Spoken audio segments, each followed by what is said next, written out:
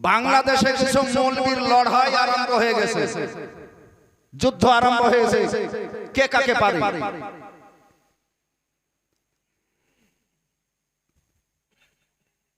আর তারা বলছে আমরা আহলে হাদিস।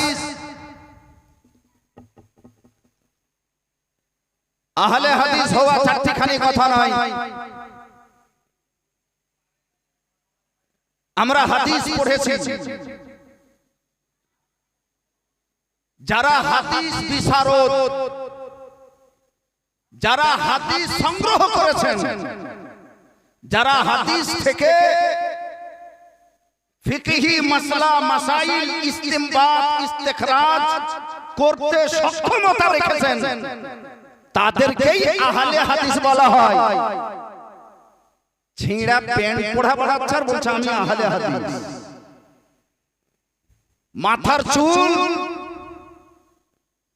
পহেলা বার যদি শ্বশুর দেখে নেয় জামাই দেখতে যেয়ে, তাহলে সেদিন দেখার পরে বলবে একে বেটি দেওয়া হবে। বেটি দেওয়ার পর যদি কাটে তো জ্বালাতে পড়বে, বলছে আহলে হাদিস। খাবার ঢং নাই, আহলে হাদিস।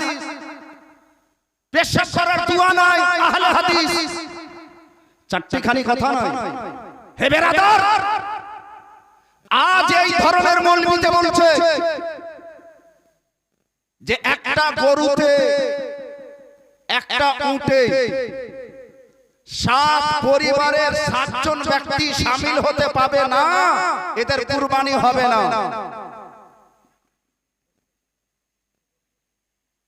আমি দালালি কথা বলতে আসিনি আপনাকে, আপনাকে সচেতন করতে এসেছি। আপনি কোন লোকের কথা মেনে নিজের ঈমান বাঁচাবেন? হে মোতাদ বেরাদার, বর্তমান যুগ হচ্ছে মিডিয়ার যুগ, বর্তমান যুগ হচ্ছে ফেসবুকের যুগ, ইউটিউবের যুগ, বর্তমান যুগ হচ্ছে গুগলের যুগ। আপনি তার কথা মানেন যার কথাতে আপনার ঈমান সহি সালামত থাকবে। কিছু মৌলবীতে বলছে কুরবানি করা ওয়াজিব নয়, কুরবানি না দিলে গুনাহ হবে না। নবী সাল্লাল্লাহু আলাইহি ওয়াসাল্লাম বলেছেন মান কানা লাহু সাআতুন ওয়া লাম ইউযাক্কি ফালা ইয়াকরাবান্না মুসাল্লানা। আকা মুস্তাফা সাল্লাল্লাহু তাআলা আলাইহি ওয়াসাল্লাম মুসলিম শরীফের সহিহ হাদিসে বলছেন, আবু দাউদ শরীফের সহিহ হাদিসে বলছেন, ইবনে মাজাহ শরীফের সহিহ হাদিসে বলছেন, দয়ালু আকা মুস্তাফা সাল্লাল্লাহু তাআলা আলাইহি ওয়াসাল্লাম বলেন, যার অর্থ আছে, যার শর্ত আছে, অর্থশালী ব্যক্তি অর্থাৎ মালিকে নেশাব যে ব্যক্তি, অর্থাৎ যার কাছে মোটামুটি 60,000 টাকা আছে বা এতটা সম্পদ আছে, তাকে কুরবানি দিতে হবে। আমার নবী মুস্তাফা বলেন তার কাছে উসআত আছে, তার কাছে শক্তি আছে, তার কাছে অর্থ আছে।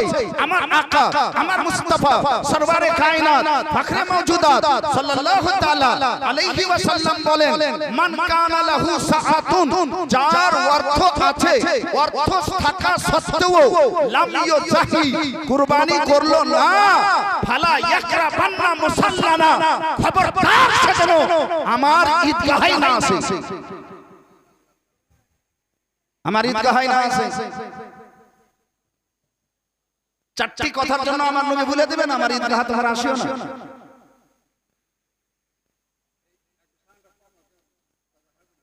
ছোট জিনিসে বলা হবে না যে তুমি ঈদগাহে আসিও না। হে বেরাদার, ঈদগাহ কখনই আসতে নিষেধ করা হচ্ছে, যেটা জরুরি জিনিস সেটাকে ছাড়া হচ্ছে। আবার জোরে বলেন সুবহানাল্লাহ। আপনি যদি মসজিদের গেটে দাঁড় হয়ে বলেন খবরদার তুই মসজিদে ঢুকবি না,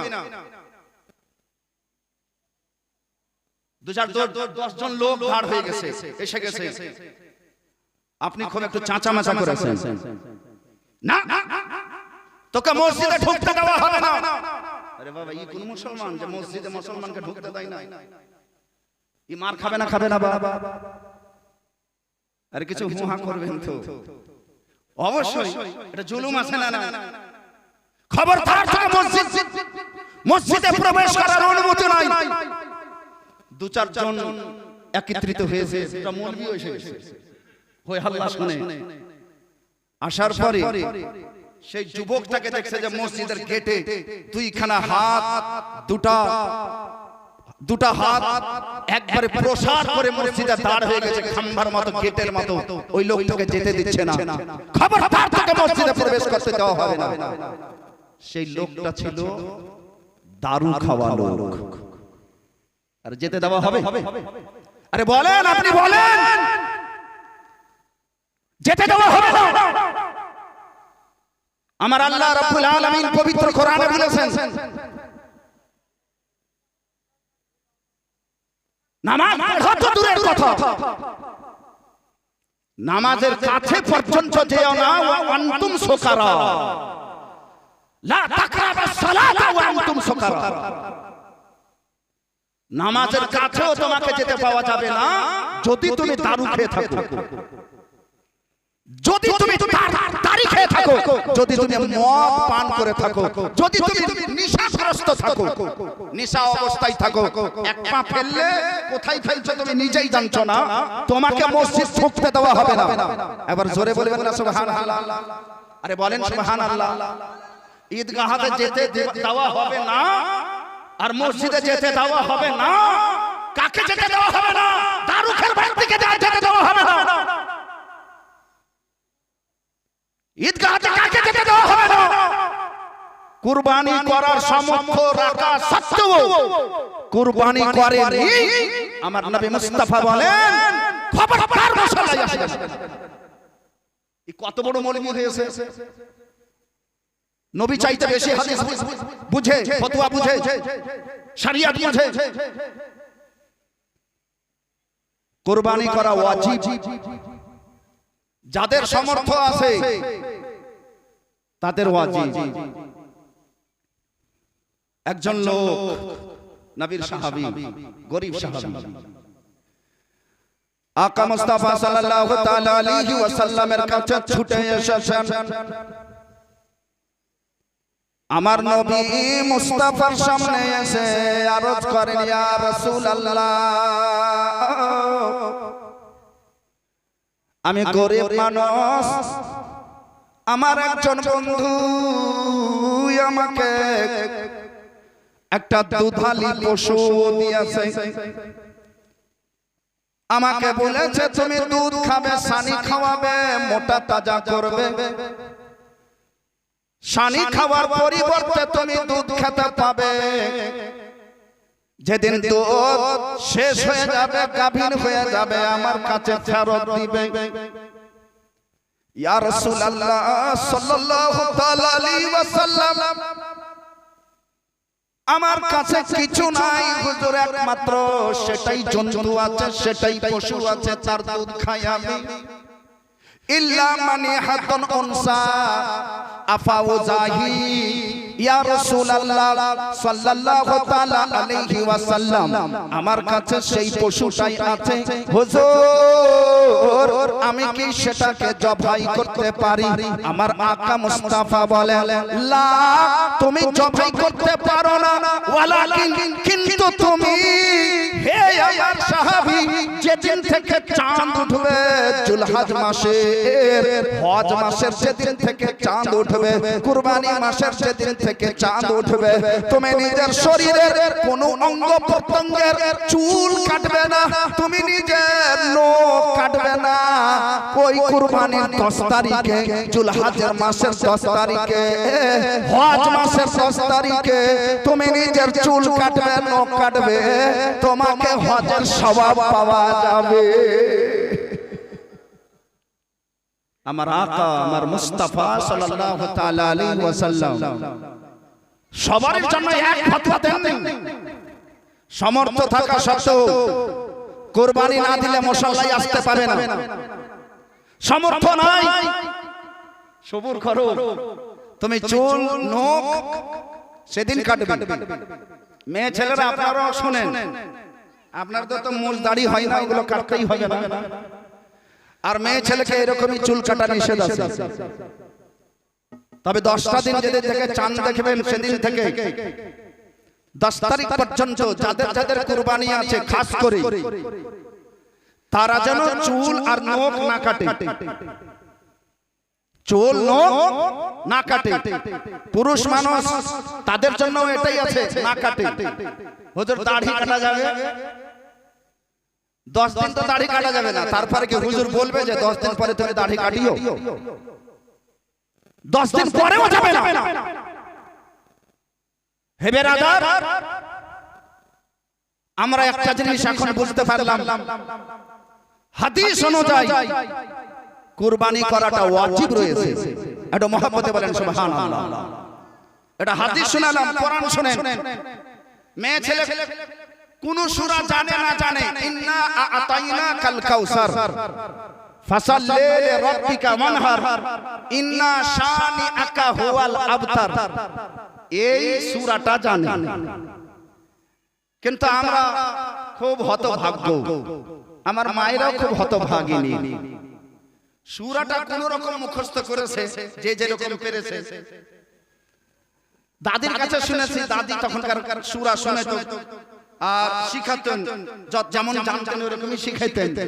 আইনা তাইনা কালে কাউসার ফাসাল্লি লিরাব্বিকা ওয়ানহার ইন্না শানিআকা হুয়াল আবতার, মানে যেরকম ওরা জানে ওরকম না শিখাবে। বাপ ইন্না আ'তাইনাকাল কাউসার, হে আমার মুস্তাফা, হাসরের ময়দানে কাউসারের মালিক আমি আপনাকে করে দেব। আরে ঝুমকে বলি আর সুবহানাল্লাহ, কোন বানাবাটি, কোন গড়া, কোন জালিয়াতি কথা নয়। আর মৌলভী তোর বাবার মাজাল নাই যে তুই বলে দিবি যে এই আয়াতটা জাল আয়াত, নালে তুই ধ্বংস হয়ে যাবি। মৌলভীর নামে কলঙ্ক তোর হবে। ইন্না আ'তাইনাকাল কাউসার, হে আমার মুস্তাফা, আমি আল্লাহ আপনাকে হাউজে কাউসার প্রদান করে দিয়েছি।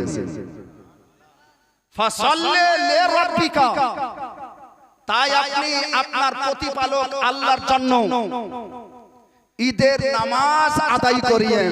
যারা ঝুমকে বলো সুবহানাল্লাহ। সাল্লে, অবশ্যই অবশ্যই ঈদের নামাজ আদায় করিয়েন। ঈদের নামাজ আদায় করার পর ওয়ানহার, কুরবানি করিয়েন। যারা ঝুমকে বলো সুবহানাল্লাহ। পবিত্র কোরআনে বলা হয়েছে, মায়েরা বোনেরা, আপনি তো শুধু ইন্না আ'তাইনাকাল কাউসার পড়ছেন, কিন্তু আপনি কি কি বলছেন জানেন না। আপনি হাউজে কাউসারের কথা বলছেন, আপনি এটাও বলছেন যে আমার আল্লাহ আমার নবীকে হাউজে কাউসারের মালিক বানিয়ে দিয়েছেন।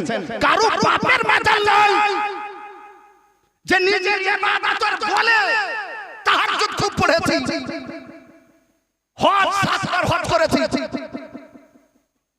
5 ওয়াক্ত নামাজ এতও কাজা করিনি। কে কিনতে পারবে আমাকে? হাউজে কাউসারের পানি আমি খাবো, পান করব। তোর বাপের মাজাল নাই। যতক্ষণ পর্যন্ত নবী মুস্তাফা তোমার প্রতি দয়া না করবেন, গ্লাস নিয়ে আমার নবী তোমাকে না দিবেন, ততক্ষণ পর্যন্ত তুমি এক ফোঁটাও পানি পান করতে পারো। কি মনে করেছে এই দুনিয়ার মতো সেই দুনিয়া হবে না? হে বেরাদার, তবে আল্লাহ এবং আল্লাহর রাসূলকে যারা রাজি করে নেবে, আখিরের ময়দান তার জন্য জান্নাত পাওয়ার আগেই জান্নাত হয়ে যাবে। জান্নাত পাওয়াটা তো আলাদা জিনিস, কিন্তু এনএসসি মনে করেন এনএসসি হলো, আর আপনার গ্রামের 80% মানুষকে ডিটেনশন সেন্টারে যেতে হলো, আর আপনি বেঁচে গেলেন, তো একটু ভালো লাগবে না? লাগবে না? এরকম হবে না? জান্নাতে কি সুখ আছে, জাহান্নাম থেকে মুক্ত পাওয়াতে কি সুখ আছে, এটা তো আপনি প্রশংসা করতেই পারবেন। জাহান্নাম থেকে মুক্তি পেয়ে গেছে। প্রাণের বন্ধুগণ, আমার নবী সাল্লাল্লাহু তাআলা আলাইহি ওয়াসাল্লাম বললেন, হে আমার মুস্তাফা, আপনাকে আমি হাউজে কাউসার প্রদান করেছি। হাউজে কাউসারটা কেমন হবে? হাউজে কাউসার একটা নহরের মতন হবে, দুধ চাইতেও সাদা পানি হবে, পিয়াস না লাগলেও আপনার একবার পানি পান করার ইচ্ছা করবে। যারা জনকে বলিয়ে সুবহানাল্লাহ। যে এক গিলাস দূরের কথা, এক ঘট পানি করে পান করে নেবে, জীবনে কোনোদিন তাকে পিপাসা লাগবে না। আর তার গ্লাস হীরা মণি মুক্তা জড়িত কি চমকওয়ালা গ্লাস হবে, আর সেই গ্লাসে জান্নাতি ব্যক্তিকে দেওয়া হবে যেমন মা দুলহাকে বরকে বরযাত্রী নিয়ে বাদশা সেজে দুলহা বিয়ে করতে যাবে, কত সুন্দর সজ্জিত হয়েছে। আজ এই দুলহা যাবে, তার পিছনে শতাধিক বরযাত্রী যাবে।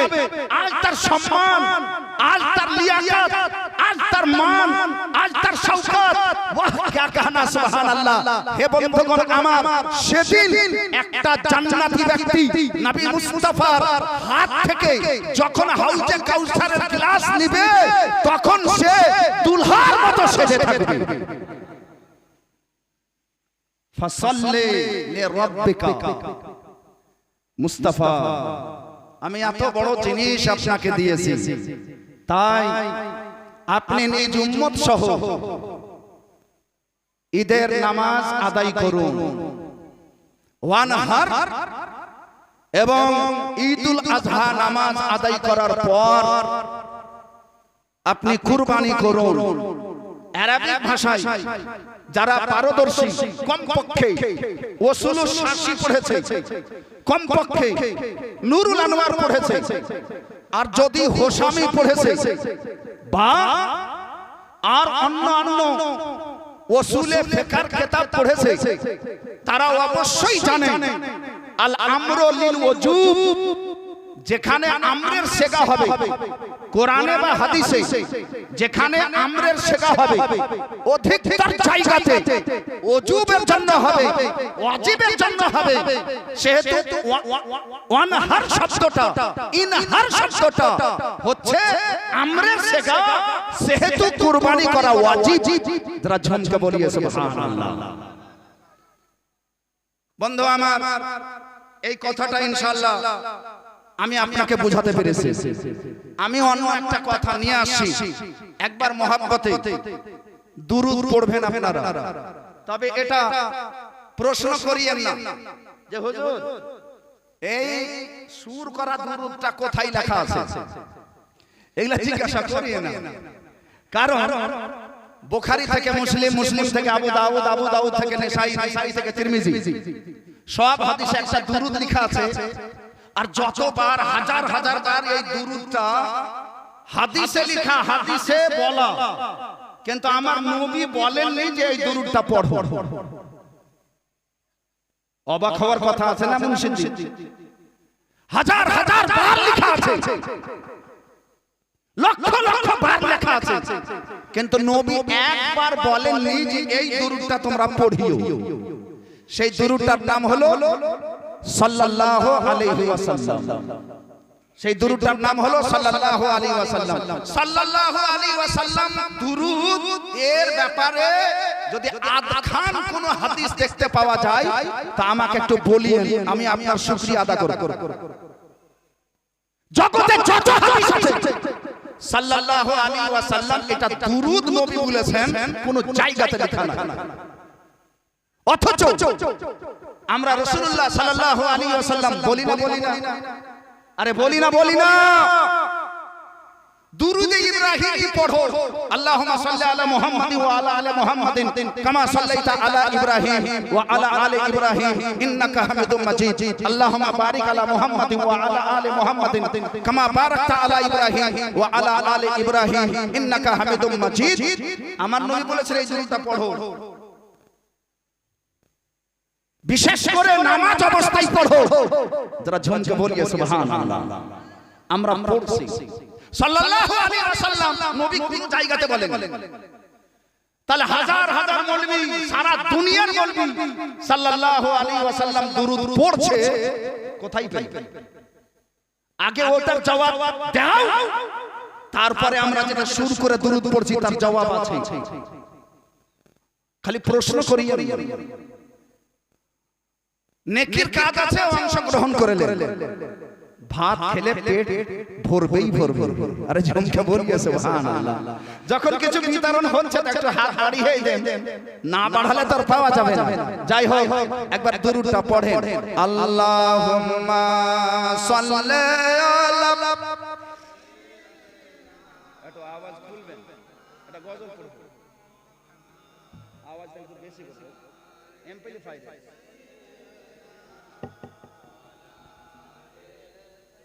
সৈয়দনা মাওলানা মুহাম্মদ সাল্লাল্লাহু আলাইহি ওয়াসাল্লাম। গজল বলার খুব ইচ্ছা ছিল না, কারণ যে